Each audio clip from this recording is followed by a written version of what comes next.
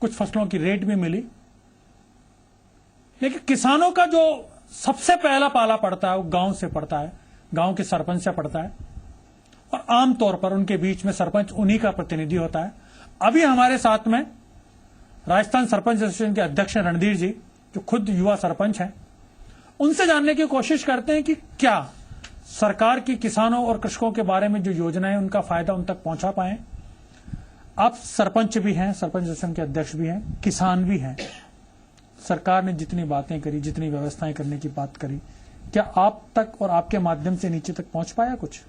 देखिए, मैं ज्यादा बात नहीं करूंगा, 2-3 मुद्दों की बात करूंगा जो सरकार ने अपने मैनिफेस्टो में भी कही और लेटेस्ट अभी 2 महीने पहले भी किसानों के लिए एक योजना लेकर के आए थे। उन योजनाओं के बारे में बात करूंगा कि इस देश में यदि सबसे बड़ी दुर्दशा हो रही है तो वो किसान की हो रही है, क्योंकि सबसे बड़ा तबका इस देश में किसान का है। 75% लोग किसान हैं, और जिस किसान के पास कहते हैं कि वोट, रोट, नोट, 3 चीजों की शक्ति है, उसकी बड़ी दुर्दशा हो गई है बड़े सुनियोजित तरीके से। सरकार ने कहा था कि हम लागत मूल्य के आधार पर मुआवजा तय करेंगे, जबकि इस तरह का धर्मेंद्र जी कुछ हुआ नहीं।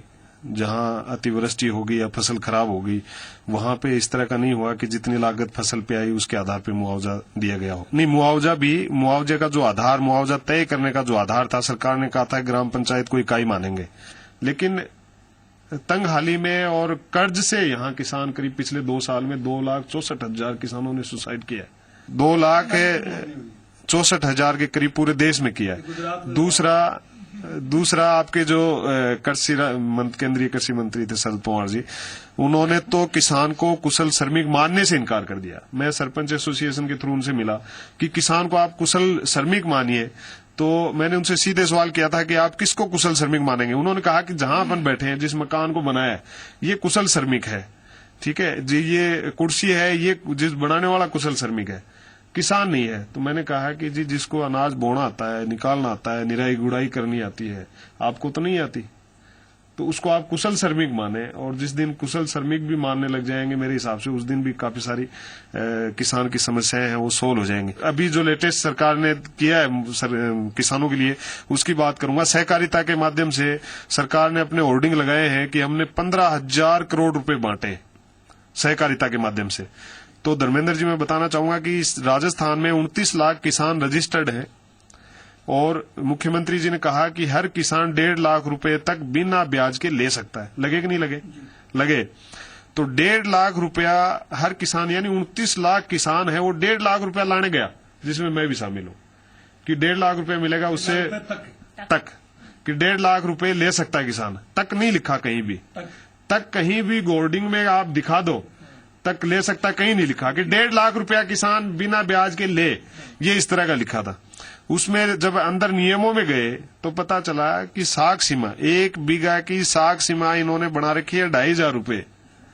तो 1 बीघा के 2,500 मिलते हैं, तो जिसके पास 60 बीघा जमीन है, 60 बीघा जमीन, उसको मिलेगा 1.5 लाख रुपए।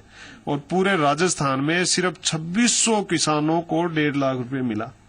मेरे झुंझुनू में 74,500 किसान रजिस्टर्ड हैं, जिनमें 74,400 को नहीं मिला, सिर्फ 100 को 1.5 लाख रुपए मिला। तो आप लोगों से कितने लोग नाराज, धोखा हो गया सीधा सीधा। सरकार ने योजनाएं बनाई, लेकिन कहा वही जाता है कि ब्यूरोक्रेटिक सिस्टम के अंदर नीचे पहुंचते पहुंचते, जो खुद राजीव गांधी भी कहते थे कि 1 रुपया तय किया, 15 पैसे पहुंचा, 1.5 लाख तय किया और 2,500 रुपए मिला। योजनाएं हैं और योजनाओं को करने की कोशिश भी है। कुछ किसान है हमारे साथ, आइए उन्हीं से बात करते हैं। फूलचंद जी, क्या हालात है? कुछ मिल पा रहा है या केवल अपनी जो मेहनत, जो पसीना गिरा रहे हैं, उससे बच्चे पाल पा रहे हैं? बाकी सरकार की तरफ से धन्यवाद। हाँ जी, ये क्या है कि सरकार जो घोषणाएं करती है ना, वो उन घोषणाओं की पूर्ति नहीं करती। अगर बीच बीच में पूर्ति, जैसे सब कुछ भाई साहब ने बता चुके हैं और सरपंच साहब ने बता चुके हैं और जो है रामपाल जी भाई साहब ने बता दिया है, ज्यादा बताने से तो कोई वैसा नहीं है। वही बात मैं बताऊंगा कि घोषणाएं जो करती है सरकार, वो उसकी पूर्ति नहीं करती। जैसे बिजली है, बिजली की पूर्ति नहीं करती। जैसे जनता पार्टी के राज में हमारे को 8 घंटा जो बिजली, 12 घंटा बिजली मिल रही थी, अब 8 घंटा घोषणाएं करके जो 4 घंटा बिजली नहीं मिलती है हमारे को, किसानों को। और जो मिलती है उसमें से भी कटौती करके उद्योग वालों को दे देते हैं। उनको देने के बाद में क्या कि मतलब किसान को रात में मिलती है, रात्रि को। अब रात्रि को किसान जो मतलब पंत करता है तो किसी को सर्फ काट लेता है। अभी हमारे भाई ने सर्फ काट लिया, अभी 2 महीने पहले काट लिया रात्रि को।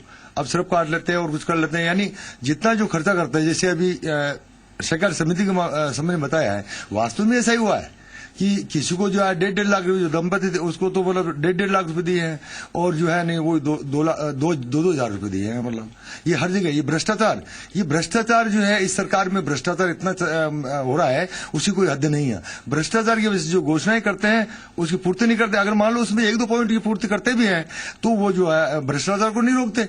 वो भ्रष्टाचार की वजह से किसान के पास नहीं पहुंच पाता। अब जैसे अभी जैसे कर दिया साहब इसमें जो वृद्ध पेंशन की, किसानों की वृद्ध पेंशन की, हमारे गांव में जो है मतलब जो 5000 वोटर से 5000 में से कम जो 400 मतलब वृद्ध पेंशन वाले हैं, उनमें से 10 या 20 को मिल पाया है वृद्ध पेंशन, बाकी किसी को नहीं मिली है।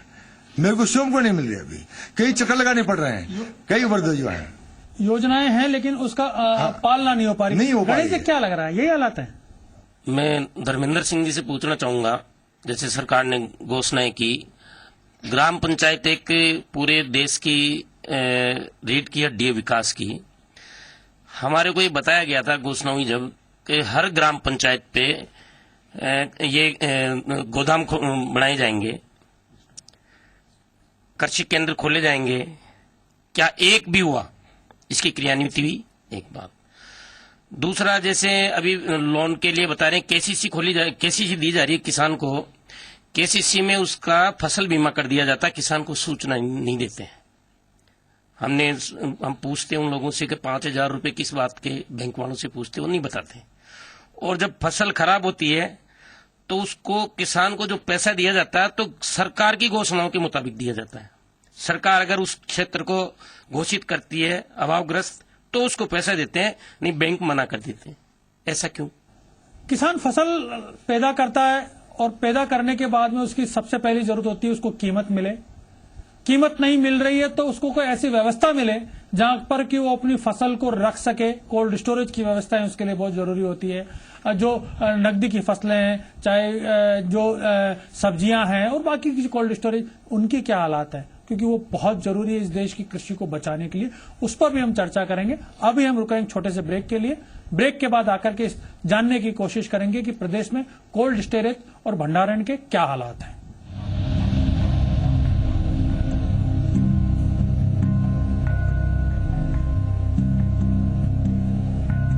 होगा आपका भी पूरा परिवार जब खाना होगा जैतून तारा कुकिंग ऑयल से तैयार। जैतून तारा ऑयल करे डायबिटीज, कैंसर, एसिडिटी और हार्ट अटैक जैसी बीमारियों से रक्षा। खाइए जैतून तारा, क्योंकि मिलेगी ना जिंदगी दोबारा। क्या आप अपने चेहरे पर कील मुहासों के दाग, धब्बों, झाइयों से परेशान हैं? तो इनसे छुटकारा पाने का एकमात्र समाधान Melaz skin cream, Ely pharmaceuticals द्वारा निर्मित। साधारण वॉशिंग पाउडर से जब आप हो जाते हैं हताश, तो आपको चाहिए कोई खास वॉशिंग पाउडर, झलक वॉशिंग पाउडर। एसएसपी में कैल्शियम, फास्फोरस और सल्फर होता है, जो कि समय से फसलों का पूरा विकास करता है। Chambal fertilisers and chemicals limited की पेशकश उत्तम एसएसपी। जम के खाओ, खूब बचाओ। माहेश्वरी फार्मास्यूटिकल द्वारा निर्मित त्रिंगासव खून की कमी को दूर करे, तंदुरुस्त और स्वस्थ बनाए। आयुष द्वारा प्रमाणित त्रिंगासव। महीने भर का राशन, ये लो महीने भर का विम। 100 नींबुओं की शक्ति वाला विम अब एक वाटरप्रूफ टब में, बार पानी से बचे, महीना भर चले। नया विम मंथली टब। ओ फेसबुक किंग, मेरे फोन पे फेसबुक ऑन कर। इसके लिए तो इंटरनेट प्लान लगेगा। ओ हाँ, तो फिर ले लेते हैं। चल आइडिया शोरूम। आगे आइडिया शोरूम बस। अरे 1 2 1 डायल करो और जहाँ खड़े हो वहीं आएगा आइडिया शोरूम। यही पाइए इंटरनेट प्लान, वैस, टॉक टाइम ऑफर्स, सब कुछ। सनी फ्रेंड रिक्वेस्ट भेजा है, एक्सेप्ट कर लेना। मैं नहीं करना। क्या आप अपने चेहरे पर कील मुहासों के दाग, धब्बों, झाइयों से परेशान हैं? तो इनसे छुटकारा पाने का एकमात्र समाधान Melaz skin cream, Ely pharmaceuticals द्वारा निर्मित। एसएसपी में कैल्शियम, फास्फोरस और सल्फर होता है, जो कि समय से फसलों का पूरा विकास करता है। Chambal fertilisers and chemicals limited की पेशकश उत्तम एसएसपी। सबसे बड़ी खबर आ रही है जयपुर से, तोते को हुआ है डैंड्रफ। ये डैंड्रफ वाले तोते का घर का है। इस अनोखे तोते के सर पे डैंड्रफ आखिर आया कहाँ से? आइए पूछते हैं।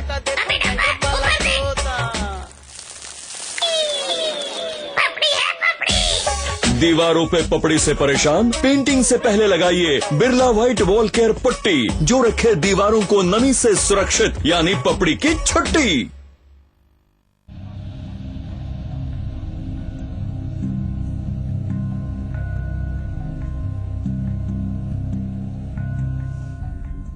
ब्रेक में जाने से पहले हम लोग बात कर रहे थे फसलों की और फसलों की कीमतों की। अभी एक बार वापस चलते हैं, पूरे प्रदेश में जानने की कोशिश करते हैं कि किसान क्या कह रहे हैं, क्या उनके लिए जो घोषणाएं हुई वो पूरी हुई है। आइए जानते हैं प्रदेश के किसानों की राय। सरकार ने जी आज को किसी कोल्ड स्टोर बना रखा है, वो ठीक किया है।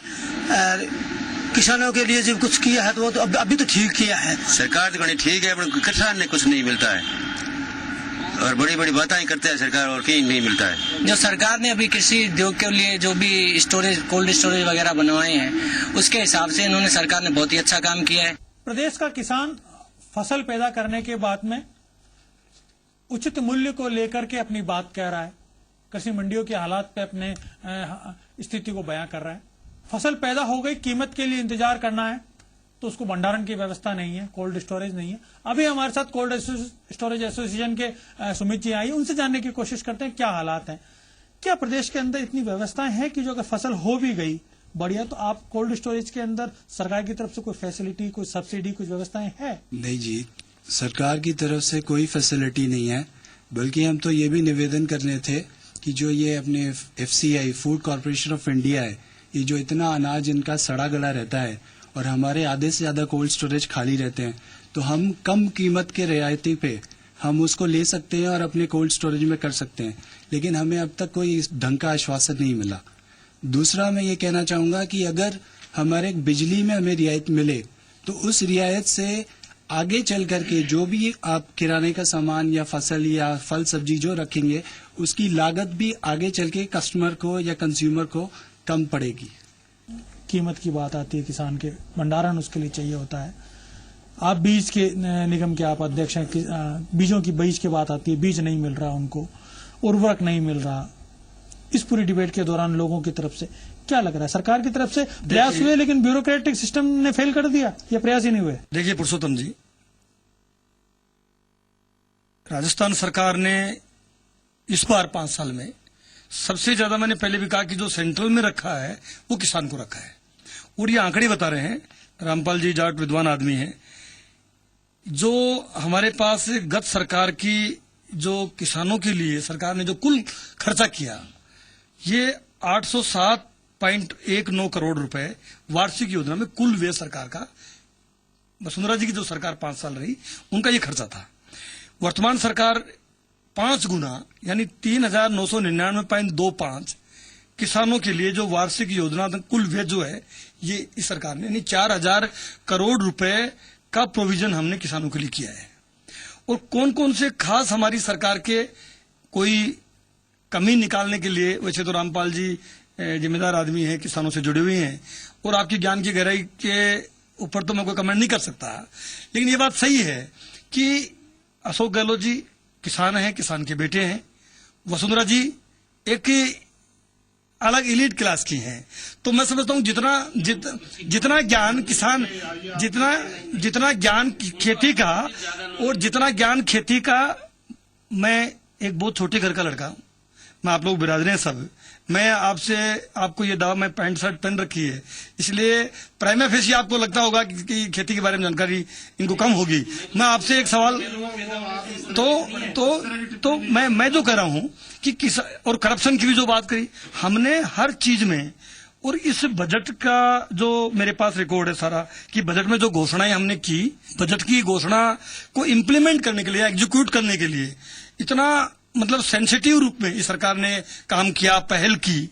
और आप देखिए किसान आयोग की स्थापना करने की जो मंशा है या उनकी जो नियत है, जो हमने, हमारे नारायण सिंह जी जो सीनियर नेता है, उन्होंने, किसान आयोग ने जो जो रिकमेंडेशन सरकार को किया है, किसान आयोग बनने के पीछे कारण यही था कि किसानों की कौन सी ऐसी प्रॉब्लम है जो सरकार के रिकमेंडेशन, सरकार को रिकमेंड करे, वो हमने स्थापना की। महिला एम्पावरमेंट के लिए, जो किसान जो महिलाएं हैं उनको एम्पावरमेंट करने के लिए जो हमने, राज्य सरकार ने पिछले सरकार से इस सरकार ने कितना ज्यादा काम किया, ये हमारे पास में आंकड़े हैं। पहली बार गवर्नमेंट ऑफ इंडिया ने राजस्थान सरकार को, पहली बार गवर्नमेंट ऑफ इंडिया ने 2010-11 का दलहन उत्पादन हेतु राज्य को प्रथम पुरस्कार के रूप में 1 करोड़ रुपए की नगद पुरस्कार देके हमारे मुख्यमंत्री जी, हमारे कृषि मंत्री जी को वहां बुला के और प्राइम मिनिस्टर ऑफ इंडिया ने हमें पुरस्कार दिया। ये पहली बार हुआ है। राजस्थान सरकार को 2011-12 में राज्य को लगातार दूसरे वर्ष खाद्यान्न उत्पादन में और उत्पादकता में उल्लेखनीय वृद्धि के लिए कृषि कर्मण पुरस्कार से सम्मानित किया गया। ये लगातार दूसरी बार है और इसका भी ये कोई ऐसी बात नहीं कर रहा हूं। अगर गवर्नमेंट ऑफ इंडिया या राष्ट्रपति हमारे को सम्मानित कर रहा है कृषि क्षेत्र में उत्पादन को, और उत्पादन कितना किया वो हमारे पास रिकॉर्ड है। कितना उत्पादन किया? खाद्यान्न उत्पादन 5 साल में, 5 साल जो रामपाल जी की सरकार थी, वसुंधरा जी की सरकार थी, भारतीय जनता पार्टी की सरकार थी, उसमें 685.73 लाख टन की वो खाद्यान्न उत्पादन हुआ। इस बार 936.36 उत्पादन हुआ है। रामपाल जी, सरकार कह रही है कोशिश करी, कुछ परिणाम आए, कुछ बाकी है, वापस सत्ता में आ रहे हैं, पूरा करेंगे। क्या आ रहे हैं सत्ता में? पुरुषोत्तम जी, मैं अपना आप को रखना चाहूंगा इनके घोषणा पत्र की सीमा तक। हमारे धर्मेंद्र जी ने बहुत सी बातें ऐसी कह दी जो घोषणा पत्र से संबंधित ही नहीं। तो मैं सोचता हूं अभी ये जो मंच है, कांग्रेस का जो घोषणा पत्र था उसकी कितनी पालना हुई, इस विषय पर बहस है। तो कौन व्यक्ति कैसा है इसकी बहस नहीं है। बहस यह है कि आपने अपने चुनावी घोषणा पत्र में ये लिखा है कि किसानों को बिचौलियों के शोषण से बचाने के लिए आप भंडारण गृह बनाएंगे, शीत भंडारण गृह बनाएंगे। मैं सोचता हूं यदि एक भी आपने बनाया हो राजस्थान में तो मैं मानूंगा कि आपने एक भी बिचौलियों का तो हमारे यहाँ काम कभी रहा ही नहीं है।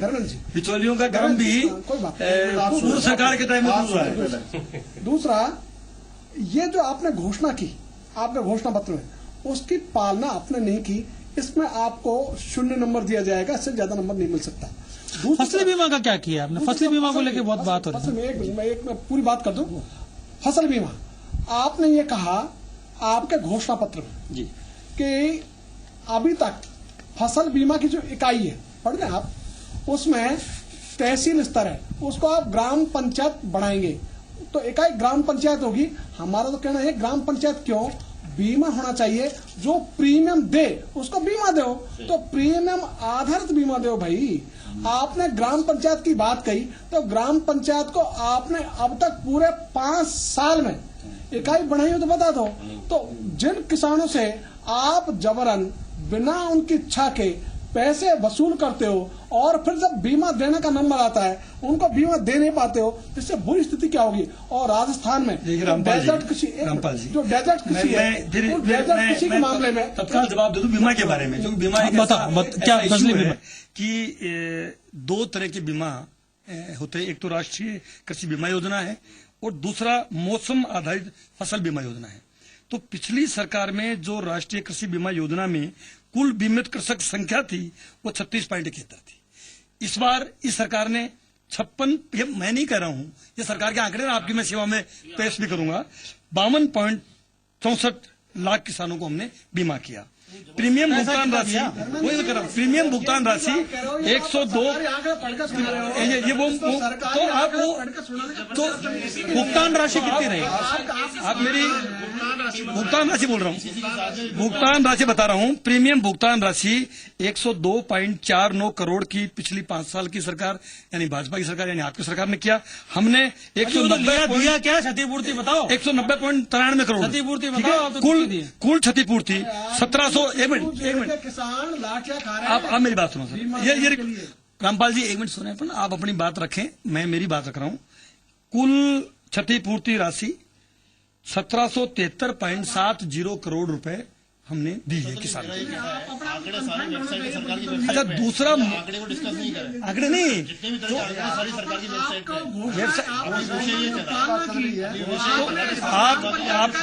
आप ये कह रहे थे, नहीं आप ये कह रहे थे घोषणा पत्र नहीं, आप कितनी पैसे दोगे? आपका जो घोषणा पत्र है प्रीमियम ये है फसल बीमा के प्रभावी क्रियान्वयन के लिए ग्राम पंचायत को भारत सरकार के सहयोग से इकाई बनाने का प्रयास किएंगे। करेंगे तो भारत सरकार भी आपकी है, हाँ उसी राजस्थान सरकार भी तो आपकी ये है। जो तो प्रीमियम आपने ग्राम पंचायत में इकाई बनाने के पैसे कुछ दिया है? मैं यही कर रहा हूँ आपको। आप सुने तो सही, हमने 2 बीमा योजना है, दोनों बीमा योजनाओं से जो आप विषय से भटक रहे हो। आप नहीं बताओ जी। ग्राम पंचायत इकाई चुनावी वर्ष है और किसान प्रदेश का सबसे बड़ा वोट बैंक है।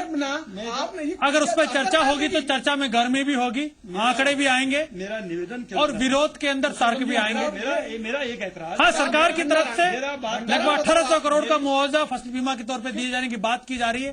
प्रयास जरूर हुए, परिणामों का इंतजार है।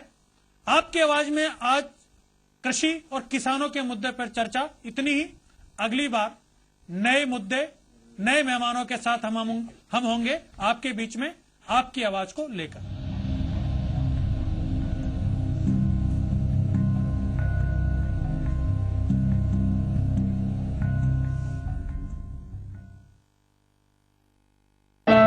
चौदह साल का अंशुमन,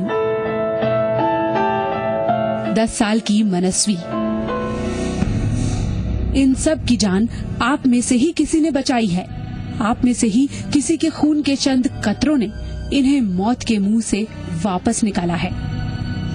बोन मैरो ट्रांसप्लांट के जरिए डॉक्टर ऐसी बीमारियों का इलाज भी कामयाबी से कर पा रहे हैं जिन्हें लाइलाज मान लिया गया था। कैंसर और थैलेसीमिया जैसी जानलेवा बीमारियों को मात देकर आज ये सब सांसें ले रहे हैं, तो उसकी वजह सिर्फ डॉक्टरों का करिश्मा और इनकी इच्छा शक्ति ही नहीं है, उसकी वजह है आपका योगदान। हालांकि आज भी सबसे बड़ी चुनौती है सही डोनर मिलना, यानी ऐसे लोगों का आगे आना जो किसी की जान बचाने की खातिर स्टेम सेल डोनेशन का फैसला ले सके। पूजा मक्कड़, जी मीडिया।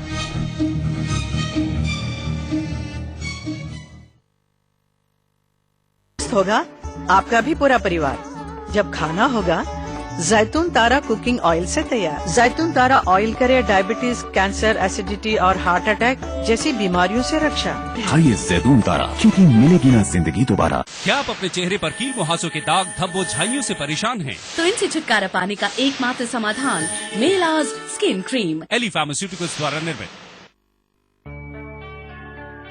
साधारण वॉशिंग पाउडर से जब आप हो जाते हैं हताश, तो आपको चाहिए कोई खास वॉशिंग पाउडर। झलक वॉशिंग पाउडर। एसएसपी में कैल्शियम, फास्फोरस और सल्फर होता है, जो कि समय से फसलों का पूरा विकास करता है। Chambal fertilisers and chemicals limited की पेशकश उत्तम एसएसपी। जम के खाओ, खूब बचाओ। माहेश्वरी फार्मास्यूटिकल द्वारा निर्मित त्रिंगासव खून की कमी को दूर करे, तंदुरुस्त और स्वस्थ बनाए। आयुष द्वारा प्रमाणित त्रिंगासव।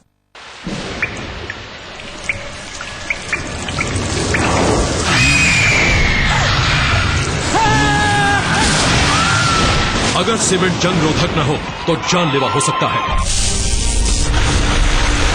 Shri ultra red oxide, Bharat का एकमात्र जंग रोधक सीमेंट।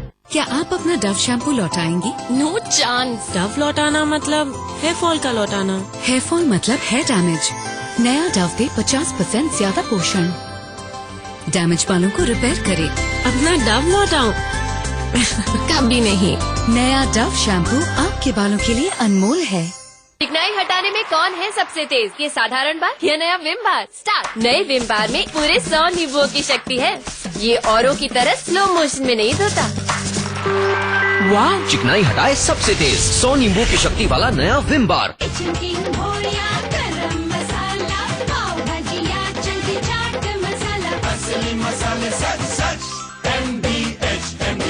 नया राजस्थान, नया राजस्थान, न्याय के पथ पर नया राजस्थान, कल्याण के रथ पर नया राजस्थान।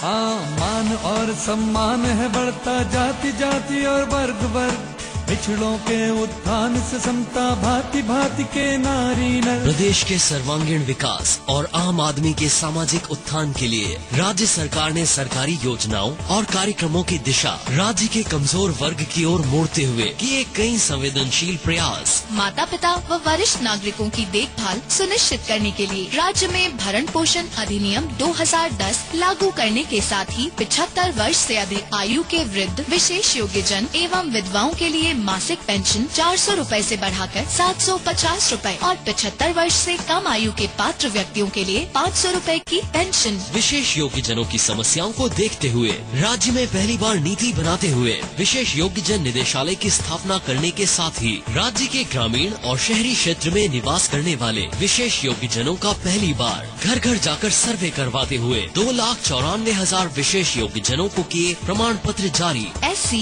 ST, मूक बधिर, नेत्रहीन एवं विमंदित विद्यार्थियों के लिए मैस भत्ता 725 रूपए प्रति माह से बढ़ाकर 1250 रूपए करने के अलावा आवासीय विद्यालय के विद्यार्थियों की सुविधाओं की दर 7,340 रूपए से बढ़ाकर 13,100 रूपए की घुमंतु, अर्ध घुमंतु एवं विमुक्त जातियों के कल्याण हेतु बोर्ड गठित करने के अलावा अवैध एवं हथकढ़ शराब बनाने वाले परिवारों के पुनर्गठन हेतु नवजीवन योजना संचालित करने के साथ ही विशेष पिछड़ा वर्ग के लिए देवनारायण योजना के तहत 200 करोड़ रुपए का विशेष पैकेज। साथ ही बजट घोषणा 2013-14 में विशेष योग्य जन पेंशन योजना का सरलीकरण करते हुए विशेष योग्य जनों के स्वरोजगार के लिए मुख्यमंत्री विशेष योग्य जन स्वरोजगार योजना की घोषणा की। वृद्धावस्था तथा विधवा पेंशन योजना की पात्रता हेतु 25 वर्ष या इससे अधिक आयु का पुत्र नहीं होने की शर्त समाप्त करने के साथ ही निर्माण श्रमिकों की दुर्घटना में मृत्यु होने पर सहायता राशि 75,000 से बढ़ाकर की 5 लाख।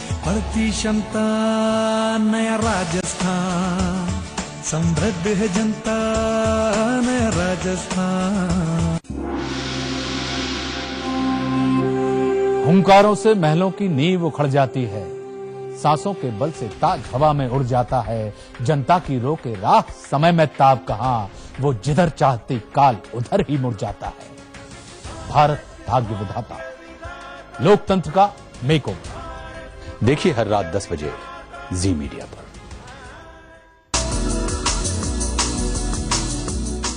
प्रतापगढ़ शहर से मात्र 10 किलोमीटर दूरी पर बसे इस गांव का नाम है देवगढ़। देवताओं की नगरी के नाम से प्रसिद्ध इस गांव में तकरीबन 52 छोटे बड़े मंदिर स्थित हैं, जिसके चलते यहाँ पूरे साल देसी विदेशी पर्यटकों का आना जाना लगा रहता है। इन मंदिरों की कला और संस्कृति जितनी पुरानी है उतनी ही दिलचस्प भी है। प्रतिभा है ये मैंने कहीं देखी नहीं है पूरे भारत में, ये यही है, पुरानी है। और इसके ऊपर 1608 का सब सबक छपा हुआ है जो हमने प्रतिष्ठा के समय में देखा है। जो है दर्शन करने आते हैं बहुत दूर दूर से। देवस्थान विभाग के अधीन देवगढ़ के मंदिरों में एक भगवान श्री राम का मंदिर भी है। इस मंदिर में माता सीता के साथ दाढ़ी मूछों वाले भगवान श्री राम की मूर्ति स्थापित है। काले पत्थर से बनी ये मूर्ति काफी दुर्लभ और बेशकीमती है। इससे कुछ ही दूरी पर बना है केशव राय जी का मंदिर, जहां भगवान श्री कृष्ण के साथ राधा जी विराजमान है। काले पत्थरों से बनी ये बेशकीमती मूर्ति सैकड़ों साल पुरानी है, लेकिन सरकार ने इन मंदिरों की सुरक्षा के लिए कोई पुख्ता इंतजाम नहीं किए हैं। भगवान के इन मंदिरों की सुरक्षा खुद भगवान के ही भरोसे है। मंदिरों के दरवाजे पर लगे ताले इतने कमजोर हैं कि छोटे से झटके से टूट सकते हैं। देवगढ़ के सुनसान इलाके में स्थित इन मंदिरों में कोई चौकीदार भी नहीं है। कुछ मंदिरों में जैसे हमारे यहाँ ये पंडित जी इस मंदिर की मूर्ति की पूजा करते हैं। इसी तरह से कुछ एक और मंदिर है जिनमें इस तरह की पूजा होती है। बाकी मंदिर खंडर होते जा रहे हैं। सरकार और देवस्थान विभाग को इसको ध्यान देना चाहिए। देवगढ़ एक वक्त में अपने बेशकीमती महल के लिए जाना जाता था, लेकिन इस महल को अवैध तरीके से निजी हाथों में बेच दिया गया। इस बारे में कई बार देवस्थान विभाग और जिला प्रशासन से शिकायत भी की गई, लेकिन कोई कार्रवाई नहीं हुई। देवगढ़ में स्थित इन प्राचीन मंदिरों की सुरक्षा के लिए अगर जल्द ही कोई पुख्ता इंतजाम नहीं किए गए तो ये मंदिर आने वाले दिनों में महज खंडर बनकर ही रह जाएंगे। प्रवेश परदेसी, प्रतापगढ़, जी मीडिया। खुशी खुशी। सर मेरा नाम करण है। मेरी लाली आ गई है। करीना और फरदीन का प्यार भरा अंदाज देखिए सुपरहिट फिल्म खुशी 22 सितंबर रविवार दोपहर 3 बजे सिर्फ जी मरुधरा पर।